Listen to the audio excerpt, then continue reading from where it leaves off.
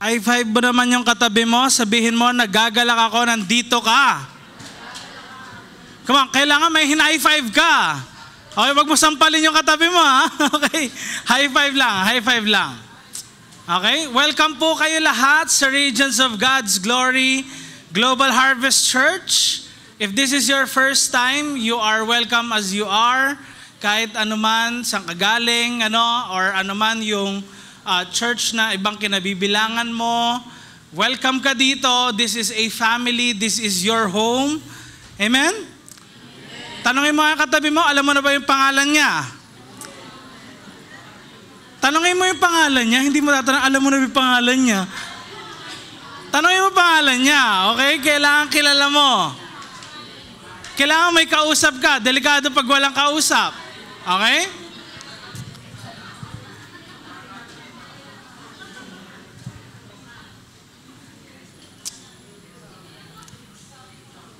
Alam niyo po, hindi ko alam kung sino sa inyo, pag iniiwanan ng magulang, yung magulang nyo, nagsusulat sa papel ng mga listahan, anak, gagawin mo to, ganyan, May mga ganun ba? May mga parents ba na ganun dito?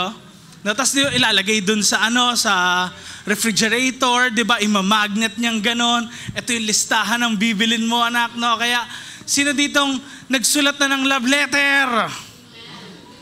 Binigyan ng love letter! Nahiya pa yung iba. Okay? Alam niyo po, ito yung na-encounter ko, just recently, hindi ko alam na nangyari pala to, way back 2017. Alam niyo po, itong sulat na to, kakaiba. Kasi itong sulat na to, hindi to simple. Hindi ito yung sulat na walang halaga. Actually, ito pong parchment paper na to, nabenta po ito ng $1.8 million.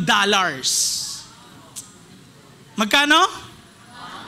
1.8. Halos 100 million pesos. Yung katumbas niya. And alam niyo po, yung nagsulat nito, walang iba kung hindi si Albert Einstein. And si Albert Einstein, of course, he is a well-renowned na scientist sa buong mundo, at ganun din naman, lahat ng ginagawa niya, yung mga theories niya, talagang very focused.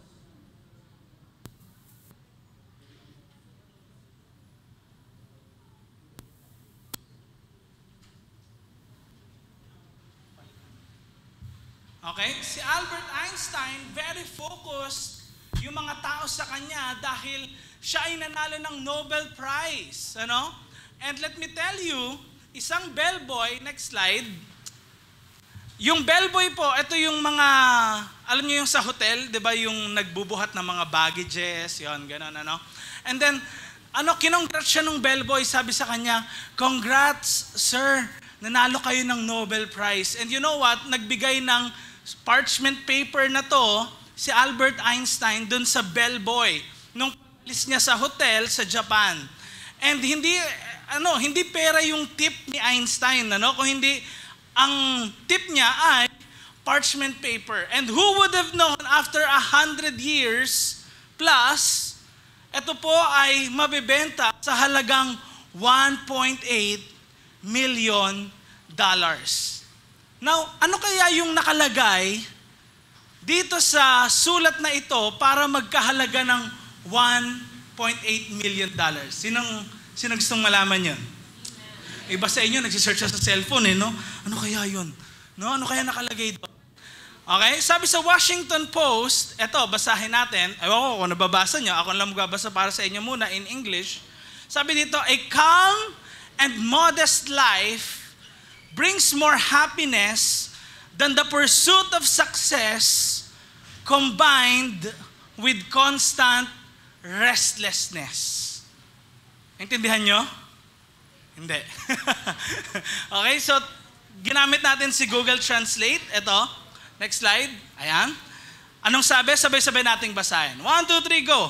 Ang kalmado at katamtamang buhay ay nagdudulot na higit na kaligayahan kaysa sa paghahangad ng tagumpay na sinamahan na patuloy na pagkabalisa. Some of you, pumunta kayo dito, parang, eto na yon, okay na, pwede ka nang umuwi. Pero wag ka muna umuwi, okay? Pwede ka nang umuwi. Dahil bakit? Parang ito yung message para sa'yo. No? Just like this mouse, napapakita ko sa inyo, no? Anong nangyayari, di ba? Tumatakbo siya, paikot-ikot, may hinahabol. Parang ganito yung buhay mo. Alam mo yung restless, no? Yung pagod ka na, pero kailangan mong gawin yung isang bagay, ginagawa mo pa rin siya. Dahil you want to have that happiness in your life. Parang, sige, another million pa. Sige, kikita pa ako ng pera. Sige, para sa kinabukasan. Sige, eto pa. O sige, baguhin natin yung image. Ano, kung nandidiri kayo sa daga, eto na lang, tao. Okay? Imagine that is you. That person is you na tumatakbo. Parang restless. Sinasabi ni Albert Einstein, o nga, restless ka. Pero let me tell you, sabi ni Albert Einstein that his theory of happiness is this: a calm and modest life brings more happiness. Amen? Na kung saan, kahit ikaw restless, hindi ka makaka-feel ng kasiyahan sa bagay na yon. That is why many of us, wala sa church. Alam niyo ba, every Sunday, mas marami yung nasa mall kaysa nasa loob ng church. A lot of people are working instead of making time for God. Sa loob ng isang linggo, 7 days, talagang inuukol nila sa lahat ng bagay and they don't care about God. Maraming mga tao, what they worship is not God, but actually material things. Next slide, pakita natin. A lot of people are worshiping material things. And ang series natin for this month is all about, again, salt and light. Nalaman natin kung ano yung salt nung first week, and then second week, yung light. Now this time, basahin natin again, okay? Ang Matthew chapter 5, verse 13 and 14, ang sabi dito, kayo ang salt ng mundo, and verse 14, kayo ang ilaw ng mundo. Na-discuss na natin yung salt, na-discuss natin yung ilaw, but next slide, kailangan nating i-discuss naman ano yung mundo na ginagalawan natin. Kasi hindi sinabi dyan na kayo ay makamundo. Hindi sinabi ni Jesus na kayo ay makamundo. Pero ang sinabi niya, kayo ay salt ng mundo. Ibig sabihin, you are a different element sa mundo. You are a different, meron kang distinction sa mundo. Meron kang kaibahan. And today, actually, magfo-focus tayo sa word na ito, worldliness. Sabihin nga natin, worldliness. Ibig sabihin, relating to or devoted to the temporal world. Ano yung temporal world? Ito.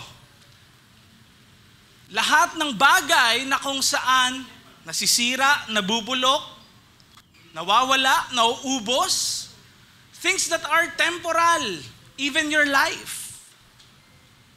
If you are so devoted sa buhay mo, sa mga bagay na nasa paligid, and you forget about God, yun ay tinatawag na worldliness. Again, say it with me, worldliness.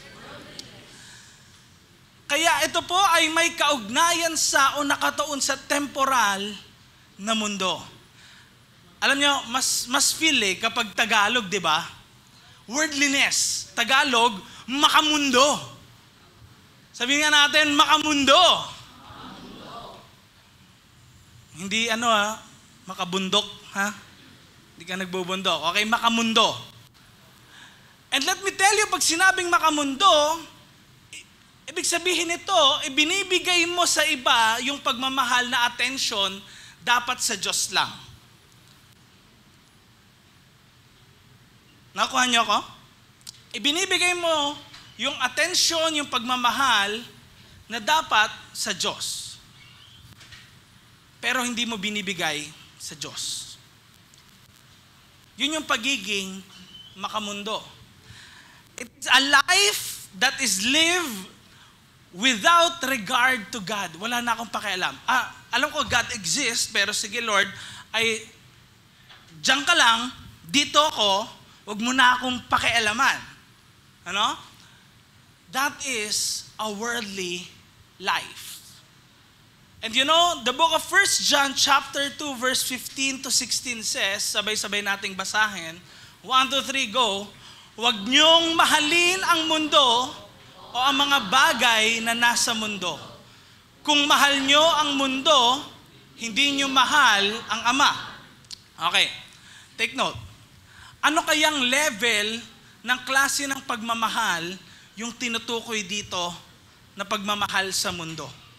Is it a love na kung saan greater than the love we have for God? Or the love na kung saan, ano ba, si God pa rin ang una o mababa? Kaya, nung sinabi dito na kung saan yung klase ng pagmamahal sa mundo, it's a love na kung saan superlative, mas mahal niya yung mundo kesa kay God, hindi niyo mahal ang Ama. Hindi niyo mahal talaga ang Diyos. Kasi bakit? You're focusing on the temporal things, on the blessings na binibigay niya sa iyo sa buhay mo. You are not focusing on the giver of the blessings of the temporal things na nasa mundo. You are focused on the creation, not the creator. Nakuha natin? Kaya sabi niya, sa verse 16, lahat ng mga bagay na nasa mundo, ano daw yon?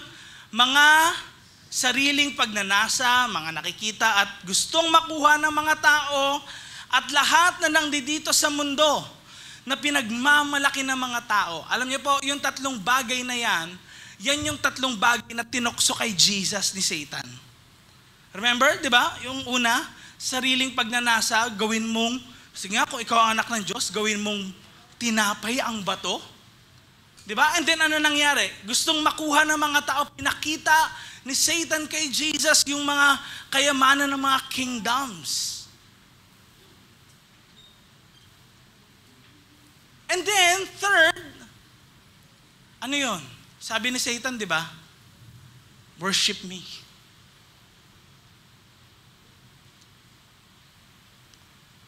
Makikita natin na kung saan lahat ng mga bagay na ito, pinagmamalaki mo sa buhay mo, may it be your career, yung grades mo, gumraduate ka, meron kang honors, hindi horrors, lahat yan, kung mas greater yung love mo, you treasure that in your life more than you treasure God, anong sabi? Hindi yan galing sa Ama, galing yan sa mundo.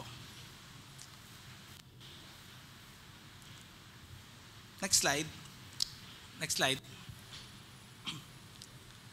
Alam niyo yung mga bag? Sino dito merong bagong bag? Next slide, please. Bagong cellphone. Okay? Bagong relo. There's nothing wrong with it, actually. Kung meron kang bagong mga gamit, akala kasi natin madalas, pag meron kang mga bagong gadgets, di ba? O kaya may bagong kotse na naman siya. Ay, tinan mo, naka-brace siya ngayon. Ang ganda ng ngiti niyo, pa-cute po. No? Actually, itong mga material things na ito doesn't necessarily mean pag meron ka, worldly ka. Okay? Why? Because first and foremost, kailangan nating maintindihan that you can be poor and still have a worldly point of view. Pwede kang maging mahirap, pero merong makamundong pananaw. Bakit? It's not about the material things that you have, but what is in your heart. Oo nga, pwede kang merong bagong sasakyan, pero you're using it din naman para maghatid ng mga malalayo yung mga members mo, dinadala mo dito, di ba? O kaya may bago kang motor, pero you're using that for God's glory, hindi mo ginagamit para magnakaw ka, manghablot ka ng cellphone ng iba. Yung motor, hindi mo ginagamit pang angas mo, para, Pangit pala yun. Pangit ng ano mo. Agi, papalitan ko mamaya, no? Pero the point here, you can be poor but still have a worldly point of view. Bakit? It's all about the heart. It's a heart issue. Kaya you may have nothing in your pocket. Sino ditong walang laman yung bulsa niya ngayon? Umamin na. O kaya walang laman yung wallet mo, pero meron kang greed. Ano yung greed? Kasakiman sa puso mo. Pwede nga wala ka ng material things, pero sakim naman, kasakiman naman yung nasa puso mo. That is why worldliness is actually not an issue of the pocket. It is what? An issue of the heart. It's a heart issue. It's not about what you have, pero ano yung nasa puso mo? Ano yung motive mo? Bakit meron ka niyan? O nga, may bago kang iPhone, wala ka namang ipon. May bago kang iPhone, wala ka namang pang tuition. Do you get me? It's an issue of the heart.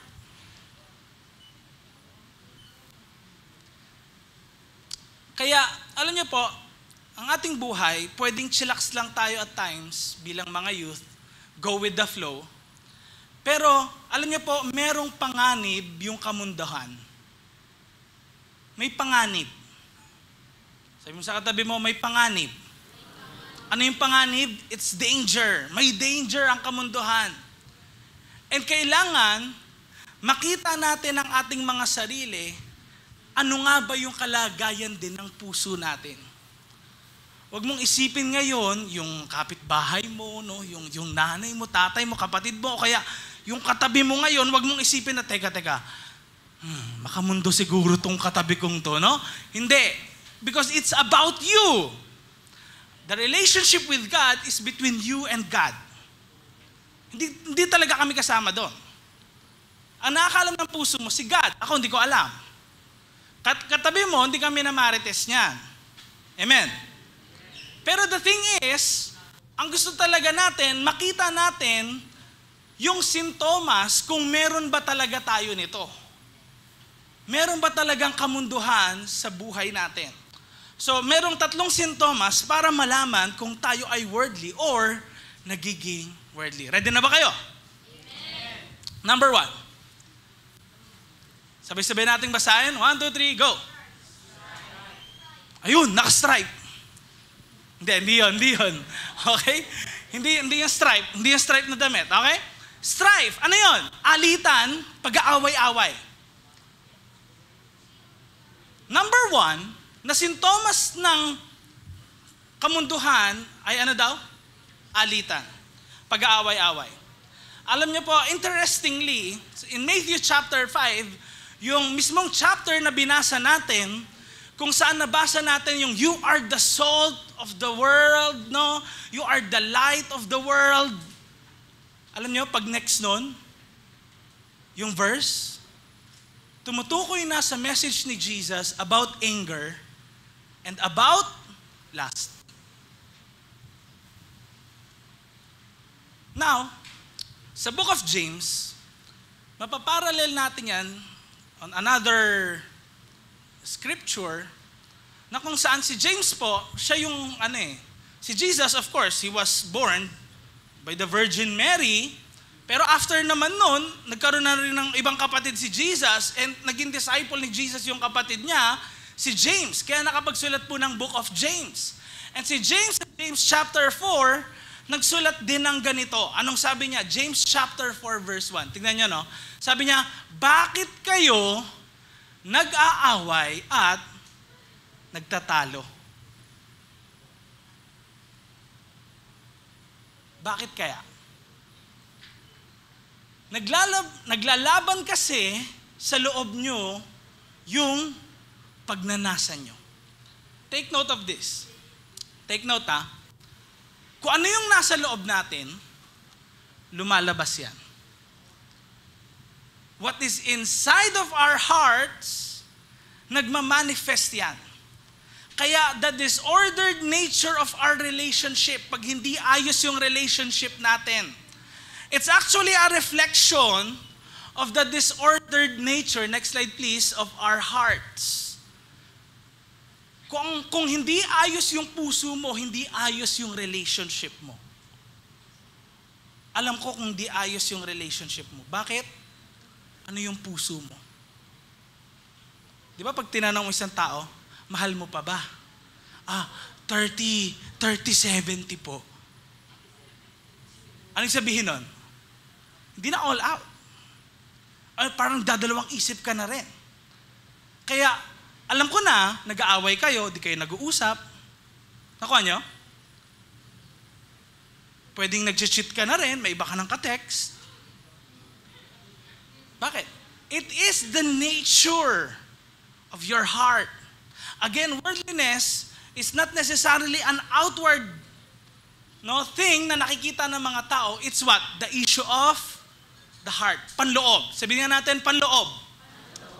And you know what? Kapag may mga pag-aaway-aaway na ganito, hindi natin lubos maisip kung anong kayang gawin ng isang tao para lang makuha niya yung gusto niya. You know what? A few years ago, sa France, may isang brother-in-law na nag-admit. Dito, no? Na kung saan pinatay niya yung isang pamilya. Para saan? Ginto.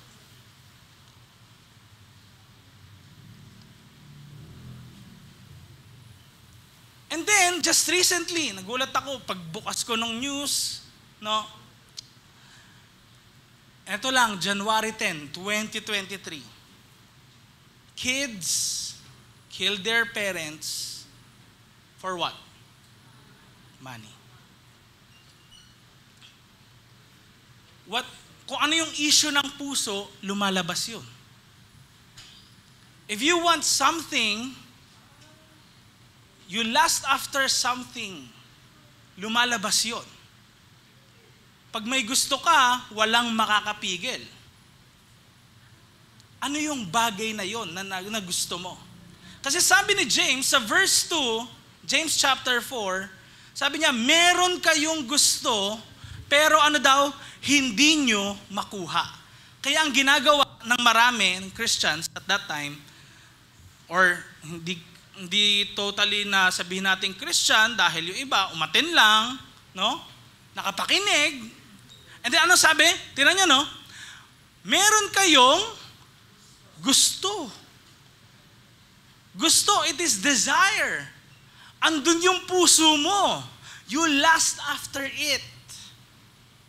Yun na yung lagi mong iniisip. Laman ng puso mo.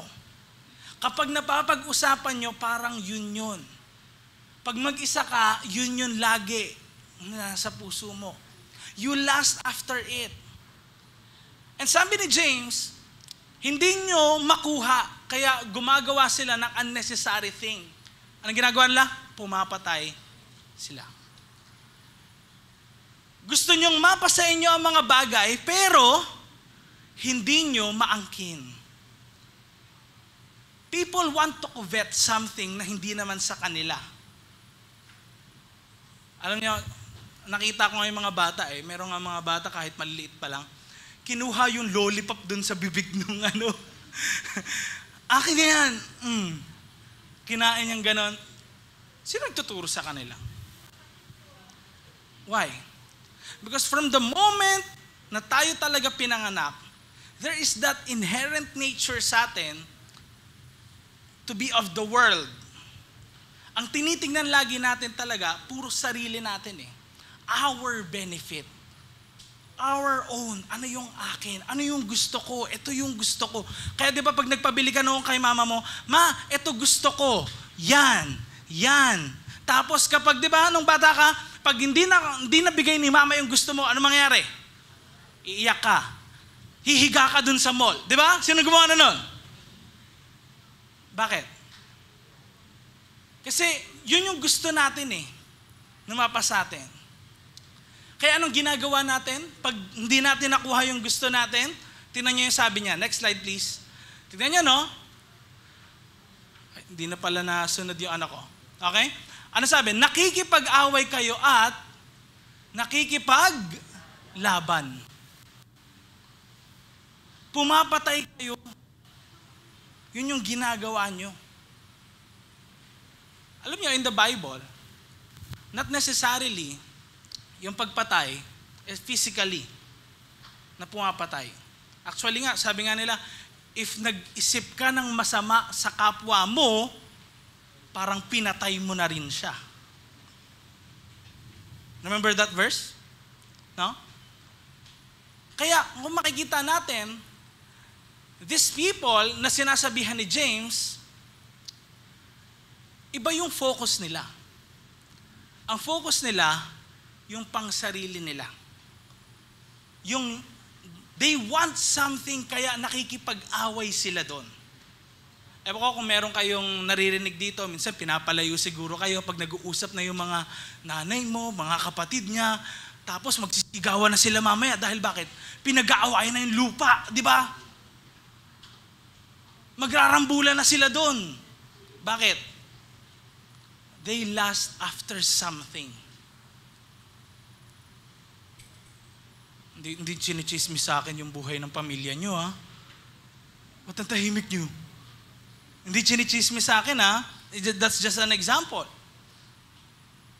And kaya rin daw, hindi natin nakukuha yung gusto natin. Sabi ni James, hindi nyo makuha ang gusto nyo kasi daw hindi nyo naman hinihingi sa Diyos. Hinihingi mo ba sa Diyos? Yung isang bagay na yun na gusto mo. Or you just go for it. No? You just go for it. Hindi, kaya ko to eh. Gusto ko to. Without consulting God about it. Kaya at times, nagkakamali tayo, nadi-discourage tayo, nadi-disappoint tayo, because why? Hindi naman natin hiningi kay God talaga eh. Hindi natin pinag-pray. Hindi natin talaga kinonsult siya sa buhay natin. Number 3, verse 3 ng James chapter 4. Sabay-sabay nga nating basahin. 1, 2, 3, go.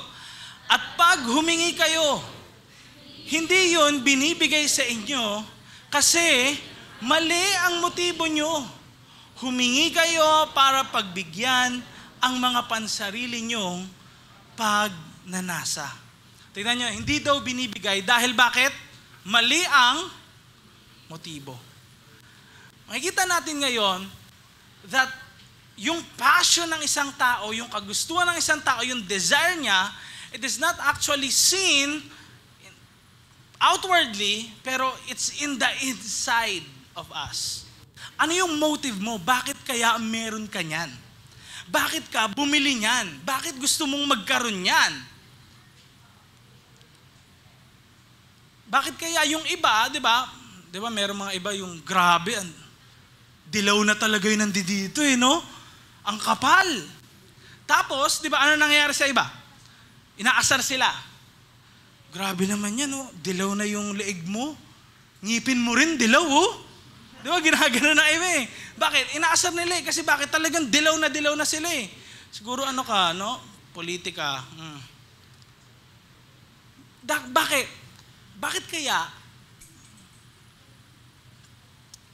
kaya tayo bumibili ng isang bagay na yun? Anong motive mo? Personally. Is it just for you? Is it just, gusto ko eh. Ninanasa ko eh. Remember, pag mali ang motibo, hindi binibigay ni God. And at times, may makulit ka. Well, at times din naman, meron talagang makulit. Binibigay ni God kahit ayaw niya. Bakit? Anak ka niya eh. Pero, mapapansin mo, binigay nga ni God sa'yo, tapos parang hindi maganda yung nangyayari sa buhay mo. Bakit? Kasi mapilit ka rin bilang anak niya. You do not check your heart before God. Kaya, yung pagnanasa, actually, sa original niyang pagkakasulat, di naman kasi talaga English and Tagalog ang Bible, ano? It's written in Hebrew and Greek. Yung pagnanasa, it's hedon, meaning pleasure. Alam niyo yung word na hedonism? Doon galing yon, no? Hedonism is what? The pursuit of pleasure and sensual self-indulgence. Parang ganito, no? Okay na, ako masaya. Lahat sila umiiyak. Malas na lang nila. Ako, swerte ako ngayon. Sige. May gusto ako, wala kayong pakialam kasi ako naman to, akin naman to eh. Alam niyo sabi ni James sa kanila? Ito no, verse 4. Sabi ni James, mga taksil! Sabi ni James. Ano yung taksil? Sa English, ang ginamit nila na word ay adulterous. Bakit? Yung adulterous ay ano, ginagamit kapag yung may asawa, kumuha ng kabit. Nakuha nyo? So, inahalin tulad ngayon ni James, yung mga kausap niya, na parang ganun yung ginagawa. Bakit daw? Hindi nyo ba alam na kapag nakipagkaibigan kayo sa mundo, ay ano daw? Inaaway nyo naman ang Diyos. Pwede pala yun, ano? Pagkaibigan mo yung mundo, ano yung mundo? The temporal things of the world. And then, si God, He is concerned with the eternal things of the world.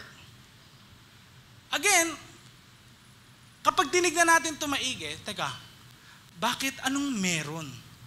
Nakipagkaibigan sa mundo, nakipag-usap lang naman ako. Binili ko lang naman to. Bakit gano'n kaaway ko na kagad si God? Anong meron? Bakit? Anong meron kapag nakipagkaibigan ako? Alam niyo po, one thing na kailangan nating makita, kapag tayo nagkaroon ng closeness, yung pagkakaibigan dito actually, similar to almost, hindi kaibigan. Ano yun? Kaibigan. Nakuha nyo? It is that closeness. Hindi kaibigan. Ano yun? Kaibigan. You love the world, more than God. Parang ganito, Lord, wag mo nang pakialam to. Basta, diyan ka na Lord, iba na lang pansinin mo. Basta ako Lord, ito. Nakuha nyo? Pag nakipagkaibigan ka sa mundo, anong sabi? Kaaway ka naman ng Diyos. Now, ang tanong sa bawat isa sa atin, what is your heart lasting after today? Ano yung ninanasa ng puso mo ngayon? Kasi bakit? Worldliness causes us to fight amongst ourselves. Kaya may pag-aaway-away dahil meron tayong kanya-kanyang gusto. Hindi mag-meet. Walang unity, walang pagkakaisa, walang pagkakabate, walang peace dahil bakit? Lahat may pride. Lahat nagmamataasan sa isa't isa. Lahat may kanya-kanyang gusto. Pag hindi na-meet yung gusto ko, sorry na lang.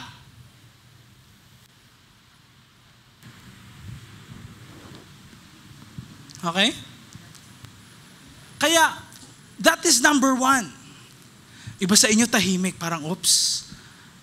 Pastor, parang, number one pa lang, ouch. Ano yung number 1? Strive. Number 2, self-sufficiency or sariling kakayahan.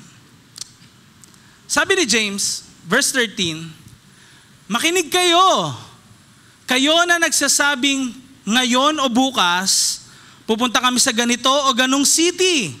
At mag-i-stay kami doon ng 1 taon. Magninegosyo kami doon at magpapayaman. Take note yung sabi ni James. Makinig kayo. Dahil bakit? Yung mga tao, they are so confident of themselves. Again, yung sinasabi na self-sufficiency. Parang lahat ng connections mo, alam ko na to. Lahat ng connections ko, lahat ng abilities ko, experiences ko, wala. Kayang-kaya ko yan. Ako lang. Si God, next time. Bakit? Yun ang self-sufficiency na tinutukoy ni James. Dahil at that time, marami nang hindi pumapansin kay God.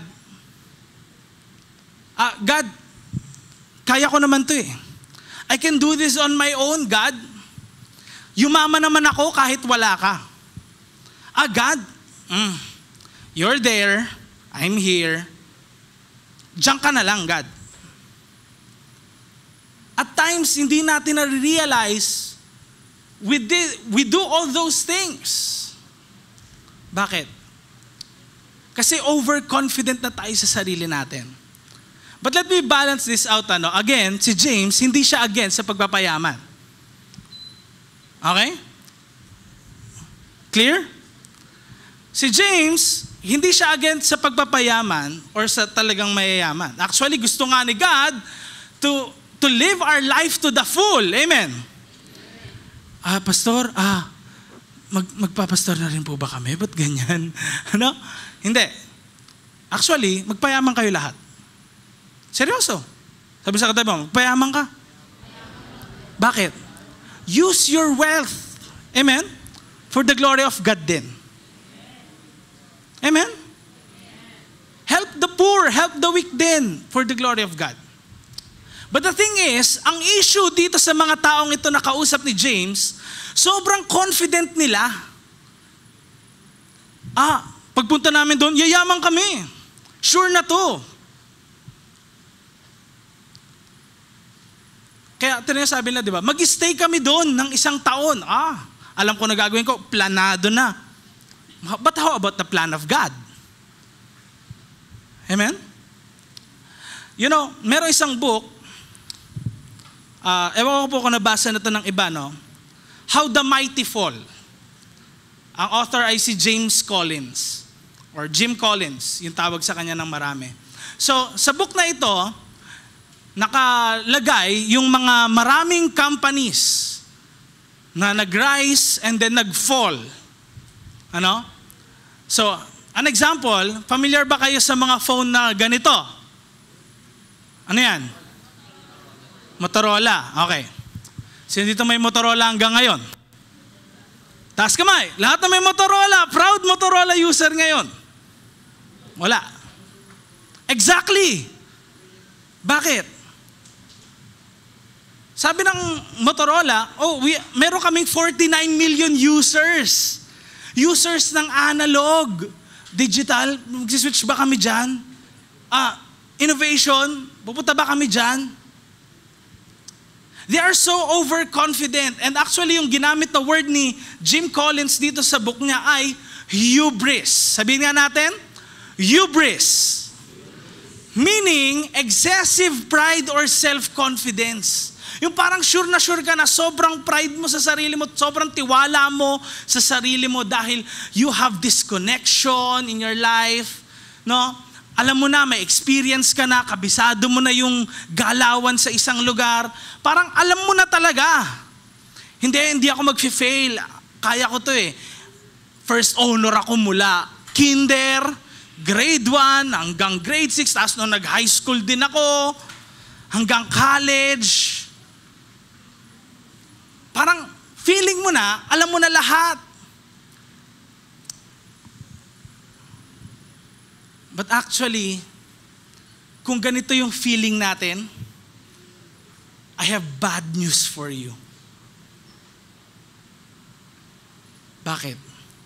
That same air that you breathe, kung tanggalin ni God yan.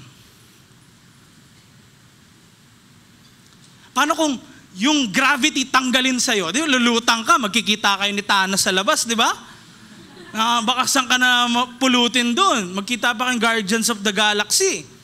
But let me tell you, sinasabi ni James dito, verse 14, confident ka sa future. Confident ka sa mangyayari sa buhay mo. Yayaman ka, tataas yung status ng life mo. Sabi ni James, hindi mo nga alam kung anong mangyayari sa iyo bukas. Hindi mo alam kung anong mangyayari sa iyo bukas. Bakit? Ano nga ba mangyayari bukas? Sino makakapag-predict exactly what will happen? Meron ba kayo mga friends, relatives, mga kakilala, di nyo in-expect? Yung iba, namatay na. Yung in-expect nyo na dapat mamatay na, di pa rin namamatay hanggang ngayon. Honestly. Exactly the point. Bakit? Hindi natin alam yung mangyayari sa atin bukas eh. Kasi bakit? Ang sabi ni James nga, parang usok lang ang buhay nyo. Ano yung usok? Di ba pag sa tambutso ng jeep, ano nangyari? Mamaya-maya, ano mangyari? Wala na. Sino dito yung nagpapabango? Pag nagpabango, tapos, ginaganon, di ba? Okay, pagtapos, ano? Wala na. Ganon din daw ang buhay ng tao, maya-maya, wala na. Alam niyo po, yung mga Israelites, next slide, nung sila po ay lumabas sa Egypt, then gusto dalhin ni God yung mga Israelites to the promised land. And then, syempre, meron na silang bagong identity. Then, nilulusob sila ng mga bansa, ganyan, here and there, lagi silang nananalo. And then, syempre, nasasamsam nila yung mga ari-arian, ganyan, ano. Alam nyo, sabi ni God, sabihin mo, Moses, sabihin mo sa kanila. Eto. Sabi sa Deuteronomy chapter 8, verse 17. Sabi, beware lest you say in your heart, ano daw? My power and the might of my hand have gotten me this wealth. Pinag-iingat ni God yung bayan niya na mag-rely sa sarili nilang kapangyarihan, sarili nilang ability, kaya nila na-attain yung wealth na meron sila. Ay, kaya ako ganito ngayon, ang successful ko, I'm this, I'm that, I'm a CEO, I'm a manager, I'm ganito, taas ng narating ko. Do not forget that you are not solely responsible sa success na meron ka or sa wealth na meron ka. Amen? Okay, iniisip mo, magka-college na ako. Gagraduate ako ng ganito. Do not feel na ikaw yung responsable sa lahat na nangyayari sa buhay mo. Bakit? Again, tingnan niyo yung verse, my. Puro may, puro my, me. Puro laging siya. Dahil bakit? Hindi natin na-realize ang buhay natin in front of a great God. Sabi ni James, again, next slide, parang usok lang ang buhay nyo. Sabi mo sa katabi mo, parang usok lang ang buhay mo. Kaya every day that we wake up is actually a gift from God. I remember this, yung nakalimutan ko yung pangalan, pero yung turtle sa movie ng Kung Fu Panda, sino nakapanood nun? Sabi niya, yesterday is past, tomorrow is future, but today is present. That is why we called it gift. And every day that we wake up, it's a gift from God. Bakit? We're glad that we're alive. And we are alive, it is because of Him. In the Bible, it says that we live and move and have our being. Be grateful na, Lord, salamat po. You are here na kung saan tinulungan niyo po ako. I am alive today. Thank you, Lord. Sino mga nagpipray ng ganun? Amen? Kaya sabay-sabay nating basahin to. 1, 2, 3, go. Worldliness causes us to think we are self-sufficient. Okay? Number 1, ano yon? Strife. Number 2. Number 3. Okay? Pakita natin. Social injustice o walang katarungang panlipunan. Alam niyo, yung Book of Matthew, yung chapter 5 kanina, tsaka James chapter 4, may parallel sila, no? Interesting, yung Matthew chapter 6 tsaka James chapter 5 din naman, may parallel din sila. Kung paano si Jesus nagturo na kailangan magbigay ka sa mga mahihirap, si James naman may warning naman siya sa mga mayayaman. No? And ang warning niya, sabi niya ito, no? Verse 1, sabi niya, makinig kayong mga mayayaman. Sinong mayaman dito? Taas kamay. Ako lang? Mayaman tayo. Amen. By the grace of God. Now, ang sabi niya, makinig kayong mga mayayaman. Well, actually, ito pong mayayaman na ito talaga yung, at that time, 3% ng population ng buong mundo, yung talagang mayayaman, 3%. And meron ding mga ilan na umaattend sa church na mayayaman talaga as in, sobrang yayaman nila. Sabi niya, umiyak na kayo at humagulgol sa mga masasamang bagay na mangyayari sa inyo. Ha? Kung ikaw yun, ano? Ha? Bakit? Verse 4, hindi nyo pinasweldo ang mga nagtrabaho sa bukid nyo. Pakinggan nyo ang mga reklamo nila. Nakarating na sa Panginoon na makapangyarihan sa lahat ang daing ng mga pinag-harvest nyo. Tignan nyo. Even 2,000 years ago, si God, He is concerned with the oppressed, the poor, the needy. Kung ikaw ay makamundo, ang concern mo nga lang lagi, sarili mo. You are not concerned do sa mga taong under sa'yo. If you are someone na meron kang authority in the family, concerned ka ba sa mga membro ng pamilya mo? Na solely responsible ka sa kanila? Napapakain mo nga kaya sila? Nabibigyan mo kaya sila of dun sa due nila kung anong dapat sa kanila? Or sino dito, alam mo sa sarili mo, wag mo na taas, kamay mo, no? Yung alam mo sa sarili mo, underpaid ka. Let me tell you, sabi ni James, nakarating na sa Panginoon na makapangyarihan sa lahat ang daing ng mga taong tumatawag sa Kanya. Now, kung nagbigay ng, o kaya mga pagsusukli, pagbabayad, di ba? We need to be faithful sa mga ganong bagay. Small and big things, amen? Bakit? We are doing justice sa kapwa natin. Because actually, it is not just about us. It is about what? Others as well. Remember, God's commandment is first and foremost, ano yun? Love God. With all your heart, with all your soul, with all your mind. The second is this. Ano yun? Love your neighbor as yourself. Tingin mo ba, kung yung member mo sa Connect Group, lagay mo sarili mo sa kanya, yung pagtitreat mo ba sa kanya, how you treat him or her, masaya ka ba sa bagay na yun? Or, how about someone na pinaglinis mo sa bahay nyo? No? Ano yung gagawin mo? O paano yan? Ito, no?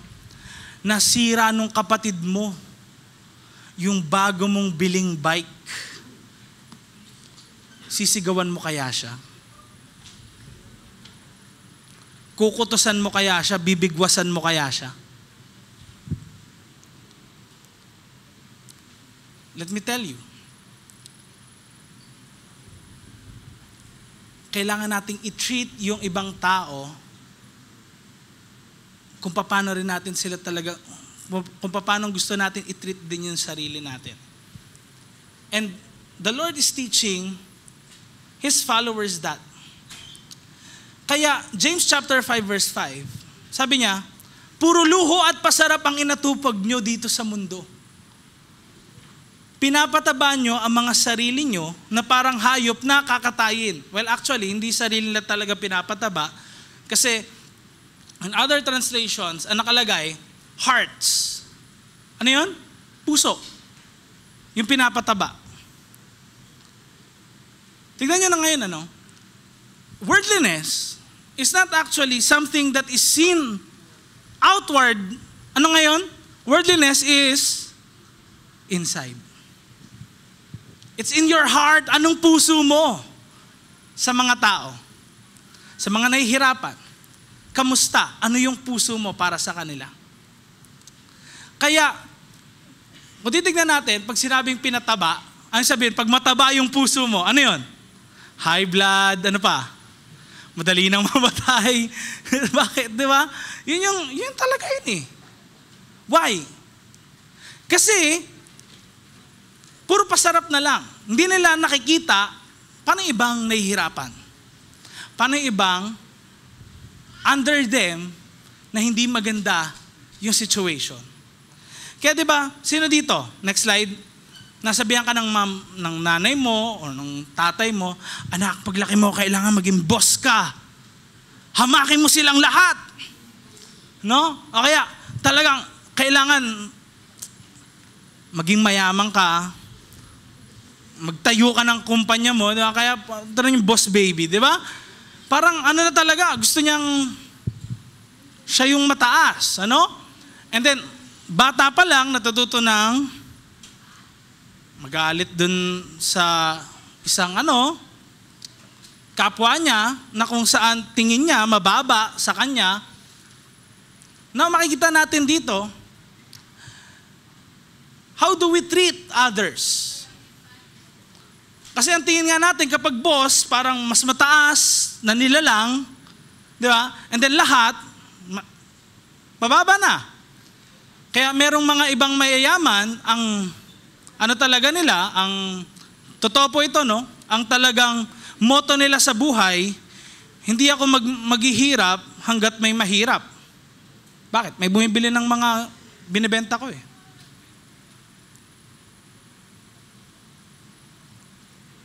And it is also not about our achievements.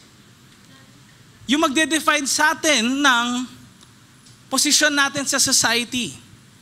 Mas mataas ako na nilalang kaysa dito sa katabi ko. Mas madami akong medal eh.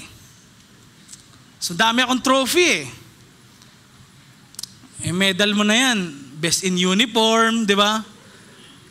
Most punctual, kaya ganun, no? Kaya ka meron yan. Nevertheless, next slide. Ito yung sinasabi nila sa atin. Galingan mo. Mag-aral ka. Magtrabaho ka. Ano yun? So you can make it in life. Para marating mo yun sa buhay mo. Para magkaroon ka ng maayos na buhay. Ngayon ang tanong sa atin, ano yung it na yun? Ano yung maayos na buhay na yun? Who defines that? Sino nagsasabi na sa'yo na ito yung maayos?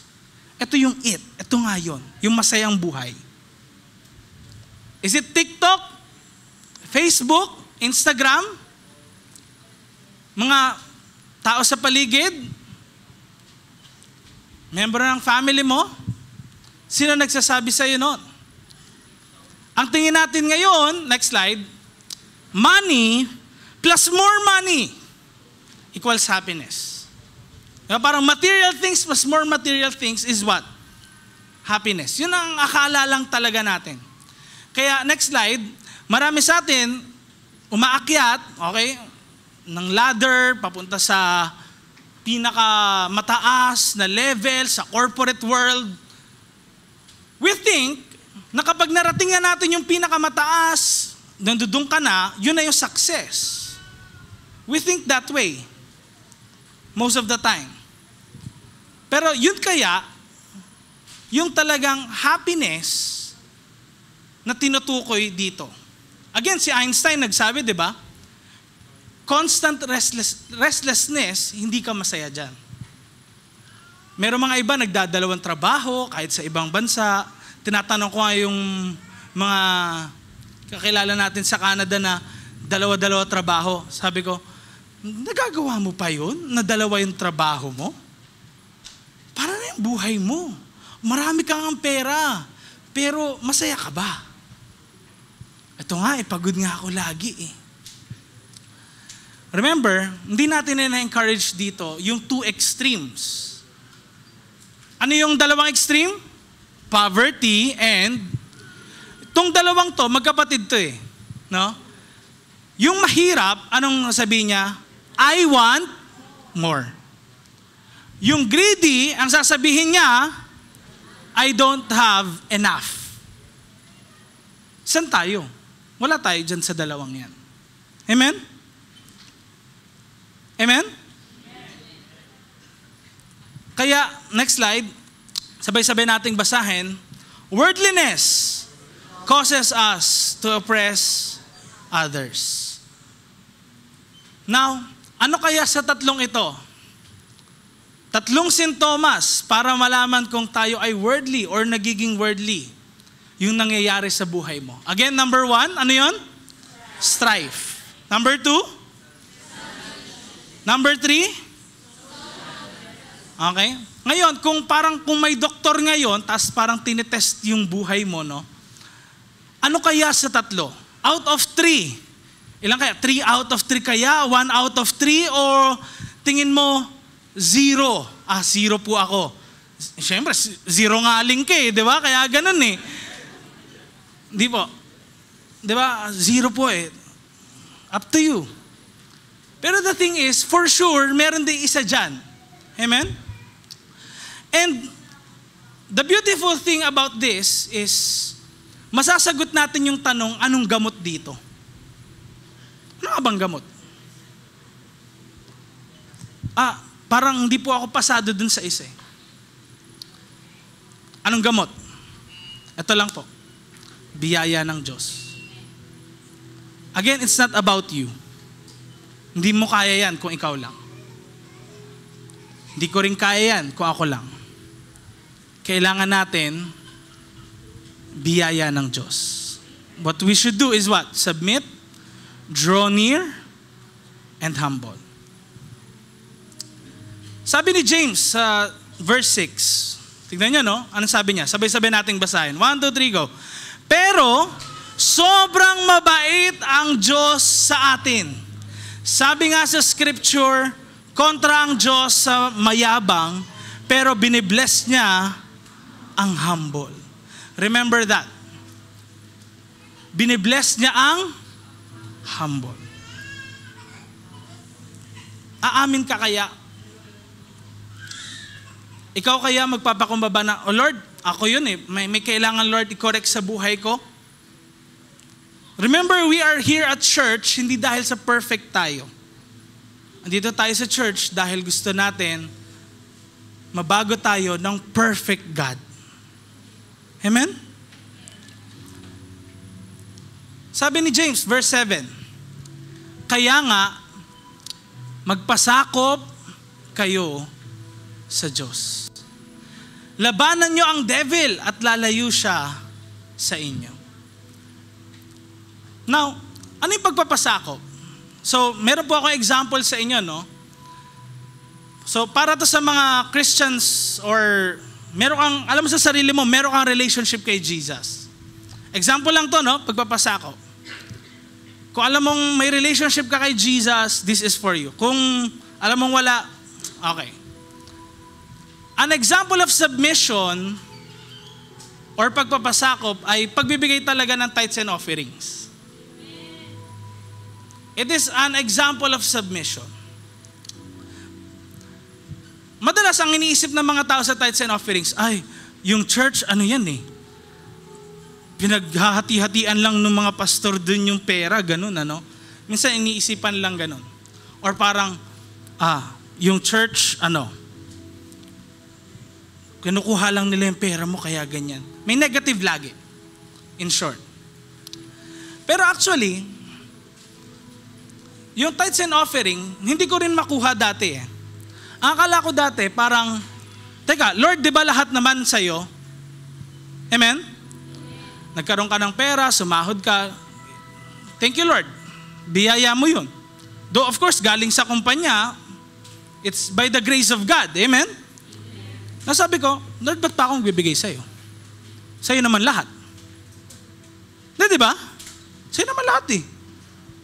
100% sa'yo naman lahat. Ba't pa akong bibigay? And I noticed something.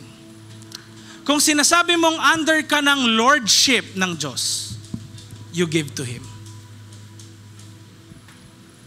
Lord of all or not at all. Kung under ka ng lordship, ano yung lordship? Yun yung boss natin. Siya yung king natin. Now, alam niyo po, kung magta-travel tayo 400 years ago, naglaban si Magellan tsaka si Lapu-Lapu. Bakit? Hinihinga ni Magellan si Lapu-Lapu ng tribute.